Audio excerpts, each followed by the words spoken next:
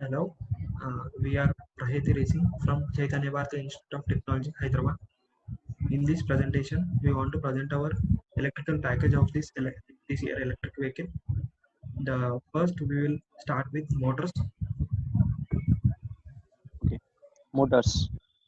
A brushed DC motor has a permanent magnets on the outside of its structure with a spinning armature on the inside. In BLDC motor, the magnets are on rotor and the electromagnets are on stator. A BLDC, also known as the electronically communicated motor and synchronized DC motor.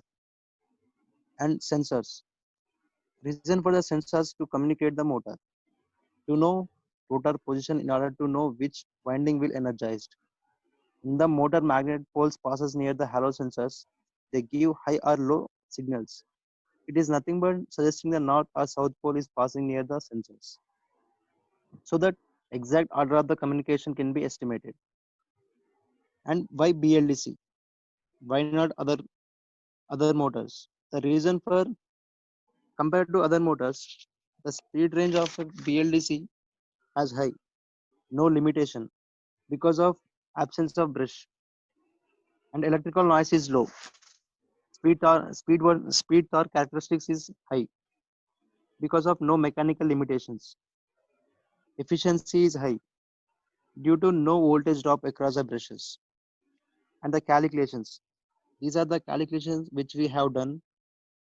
And drag force. Drag force is nothing but it is a mechanical force. It is generated by the interaction and contact of a solid body with a fluid. And drag force is equal to 340.08 Newton. From drag force, power is equal to 9.44 kilowatt. Considering all losses and efficiency, we decided to go the motor 12 to 15 kilowatt. Maximum RPM, we estimate the speed of 100 kmph. From velocity pi d n by 60, speed is equal to 1060.73 RPM.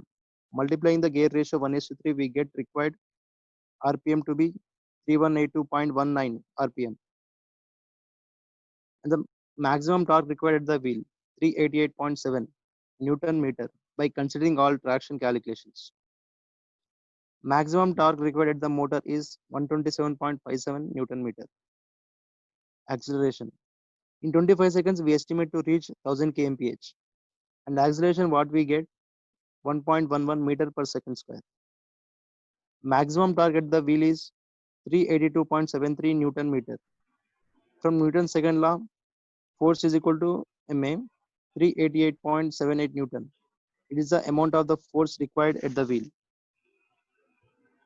And my teammate Nigamanandam will continue specification and the controllers of the motor. These are the specifications of HPM 20KL motor. Nominal motor voltage is 72 volts. Maximum design motor RPM is 6000 RPM. Peak torque is 140 Newton meter. Peak power is 24 kilowatt. And the motor sensors which we are using is Hall type sensors. And the motor controller type is sine wave controller. The cooling method which we are using is liquid cooling, mainly water cooling. We choose liquid cooling because the cooling components create additional insulation around the motor. Liquid cooled engines are most efficient and environment friendly. Specific heat of the water or glycol is about twice that of oil. So given volume of water absorbs more engine heat than same volume of oil. Performance characteristics graph of the motor HPM 20KL. By taking the parameters voltage, power, speed and current and assigning the input values which we need, we get this graph. As my teammate mentioned in the previous slides, you can clearly see the advantage of efficiency. In the graph, as speed increases, the torque decreases and the current increases, power also increases. If you see the voltage initially, it is 72 volts and on going it slightly decreases. This is nominal voltage as there is no large difference. On the right hand side, if you see, there are maximum torque, maximum power output, maximum efficiency and their corresponding torque, speed, current, power, efficiency values. Now coming to motor controller. Motor controller is a device which acts as intermediary between batteries and motor. It provides the required amps for the motor. Controller peak discharge power is 22 kilowatts. Controller continuous discharge power is 19 kilowatts. Controller which is we decided to use is sine wave controller. It has smooth control and is most reliable. Advantages of the BLDC motor are it produces more torque per watt, reduced noise, longer lifetime, elimination of sparks from commutator. From now onwards, my teammate Anand will continue and say about accumulator. Now we will go with accumulators, chargers, and AMS. Now the basic definition, as we know, accumulator is a rechargeable battery which stores and charges and discharges the power which is needed to our electric vehicle. This is our flow chart.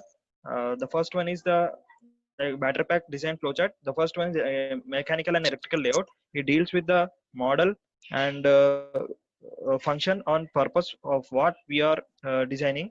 The the next one is the battery thermal modeling. The battery thermal modeling design deals with the cell design and thermal loads, like the temperature at which the cell was raised is uh, countered by the cooling integration which we have chosen. And the next one is the battery management.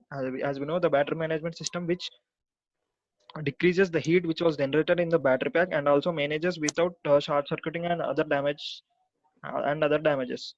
And the next one is our requirements. The first one is our lithium ion cell chemistry. We have chosen lithium ion cell chemistry because it gives an instant power at a time, and also many other advantages like less cost and higher cyclability and high charge and discharge efficiency, etc. And the next one we have chosen is the cylindrical cells. These are the basic types of cells which were available in the market. The first one is cylindrical, then prismatic and pouch cells. We have chosen cylindrical cells because they have high charge and discharge efficiency, and also they are standard and also easily available in the market. These casings are very standard so that we can counter any loads which have acted on them. The specifications will be continued by my teammate Shiva Keshav. The entire battery pack is designed to produce enough power to the electric motor and all the components of the tractor system. There are a total number of 8 modules and each module contains 80 cells. The cells are arranged 20 in series and 32 in parallel for each module. The total battery pack energy is 7.3 kilowatts and at peak it gives 14.74 kilowatts. The battery pack constantly produces current of 102.4 amperes. This is the arrangement of our modules in the accumulator pack. The total 8 modules are arranged in the accumulator. The accumulator container weighs 23 kg and the total number of 8 modules and each module capacity has 80 cells. The thermal analysis of an accumulator. We have chosen the air cooling for the accumulator because the air cooling is simple in design and it works smoothly and continuously, and there is no requirement of other components like radiator, cooling jackets, coolants and pumps. The parameters we have considered for the analysis is initial heat of a cell, initial temperature and material of the cell, and for the airflow we have considered inlet velocity, total number of fans and mass flow rate. This is the analysis representation of our cells and the airflow. The red color indicates the higher temperature and blue color indicates the lower temperature. The gap between each cell is 2 mm and the airflow is axial. The maximum temperature reached by the cells is 32.67 degrees Celsius and by the air 27.73 degrees Celsius. The temperature are within the limits. The general calculations we have done on the accumulator system, the total number of cells in the battery pack is 640 and the total battery pack mass is 31.04 kg. The next BMS is continued by my teammate Shiva. Battery management system is an electronic device which manages a rechargeable battery. Some of the functions performed by BMS are monitoring voltage, monitoring temperature, state of charge, state of safety, and coolant flow. Some of the advantages of BMS are cell safety, system safety, and prolonged life of battery pack.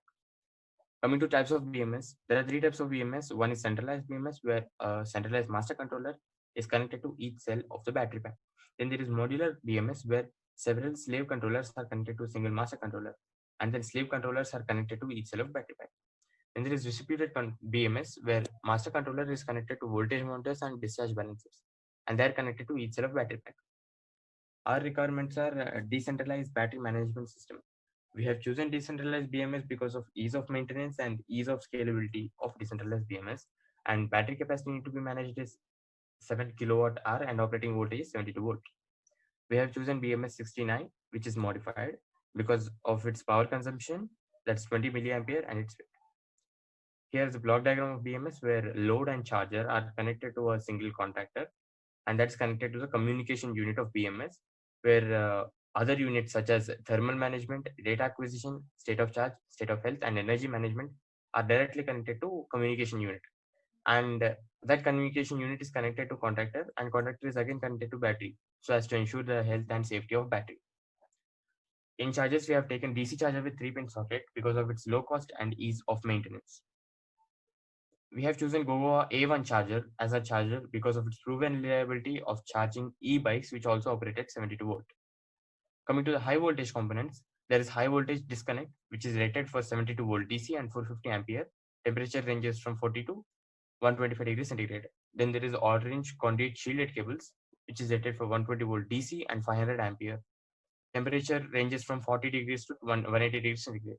Then there are Radlock connectors, which are rated for 72 volt DC and 250 ampere each. And accumulator isolation relays, they are rated for 72 volt DC and 450 ampere. Now I would like my teammate Ashfaq to continue.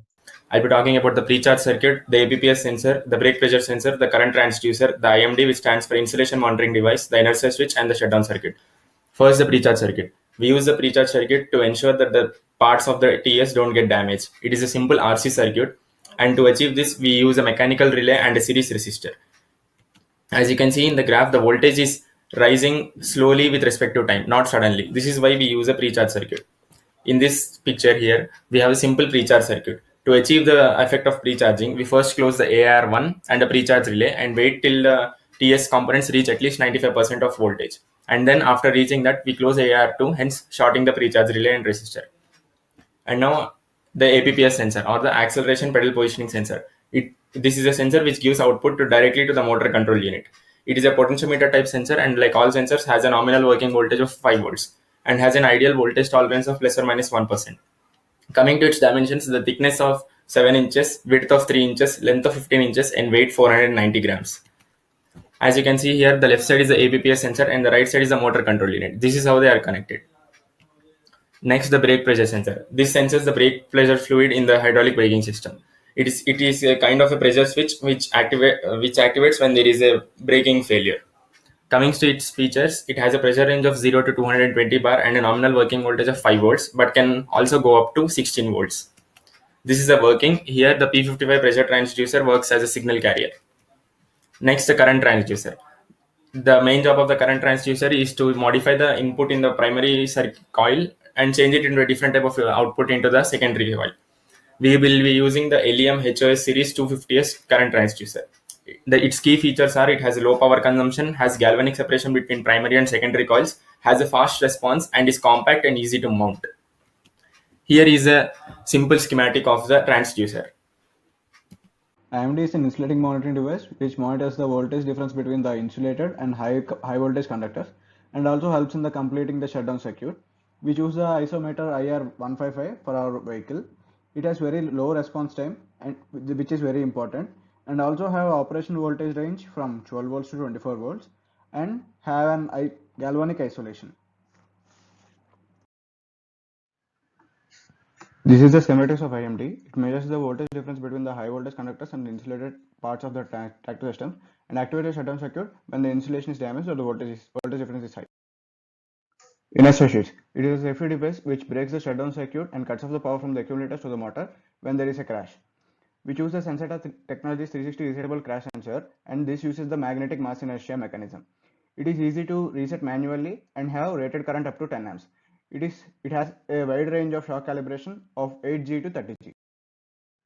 This is the drawing of inertia switch, showing the positions of switch before and after the crash.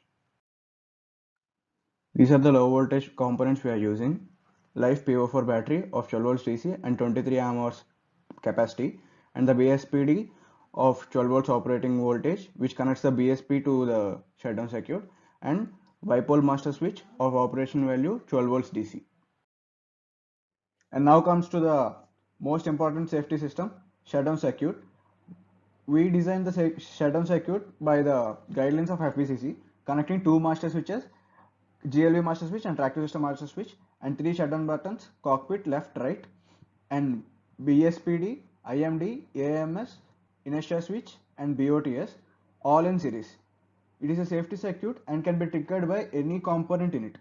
All the shutdown circuit parts are on high side connection of AR coils. The last switch of the shutdown circuit is tractor system master switch. When the circuit is activated by any of the component, the current coming from the accumulators stops, preventing any damage to tractor system, and the current in the AR coils will become zero in very less time. Thank you.